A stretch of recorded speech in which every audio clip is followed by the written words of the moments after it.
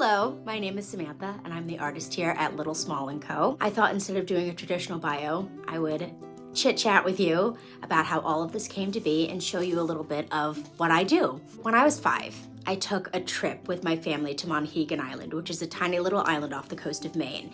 And one of the things they encourage their visitors to do is to make fairy houses.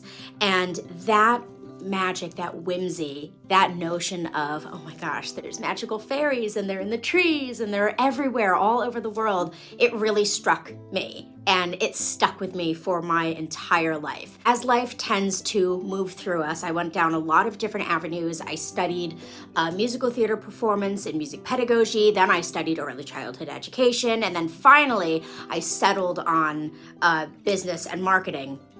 I kind of was teetering the line between, do I want to be super serious or do I want to be really creative? So I went to New York City auditioning for American Idol, and I didn't want to leave. So I decided to try and take off my little creative hat and put on my corporate hat.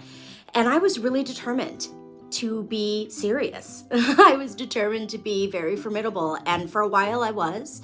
But it only spoke to half of me, and all of my little creative instincts and my funny little creative ideas, they kept sort of like poking their head through, whether it was the way that I would do all of my note-taking during my meetings or the way that I would work with my clients. It was all just, I was very good, but I wasn't very corporate.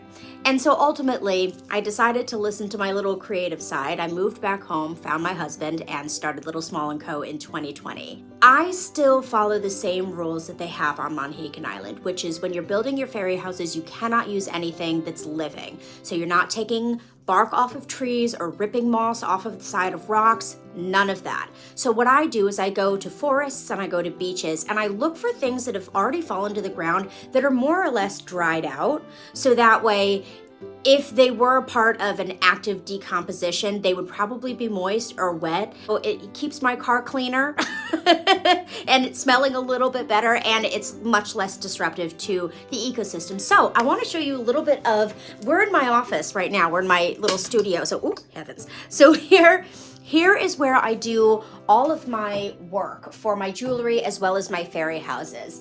For some of my fairy houses, I use these little builds that I buy just like that. Other times I will build them from scratch. It really just depends on what my client is asking for.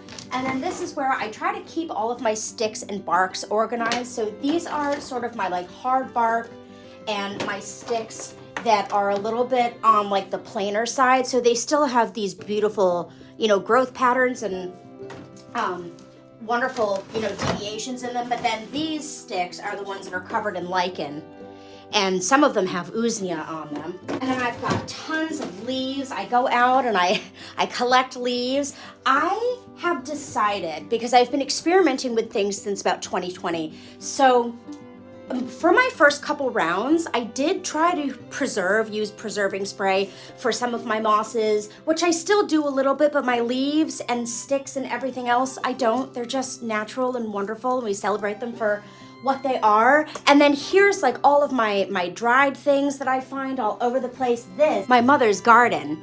We are not sure what it is. She said that it just showed up in her garden this year, and I thought, well, I will take some.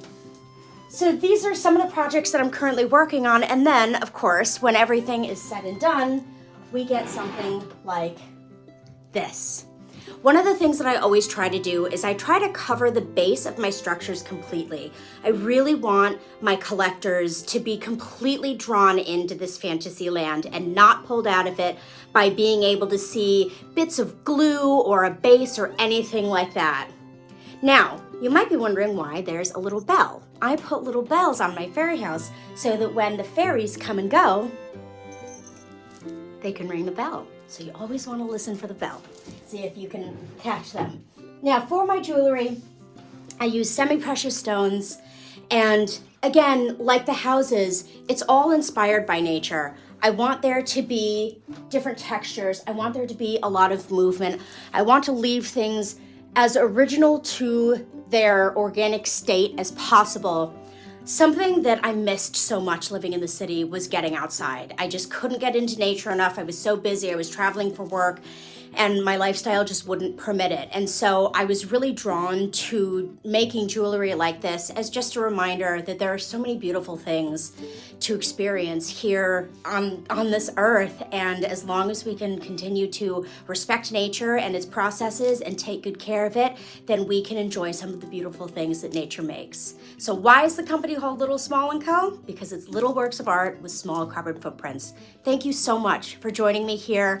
I am thrilled to have you, and I hope that you'll feel most welcome to reach out to me soon to start talking about commissioning some custom artwork of your very own. In addition to working with what I have, I also sometimes have people that will send me shells, rocks, buttons, trimmings from a favorite tree that fell during a storm, and I will use those materials to create a sculpture for them. So whatever it is that you're looking for, what your own materials, my materials, a mix of the two, jewelry for your entire bridal party, whatever it may be, I would be delighted to hear from you. You can reach me at littlesmallandco@gmail.com or on my website contact form, or I'm also on Instagram. Thank you so much for being here. Take very good care, and I look forward to speaking with you soon. Bye.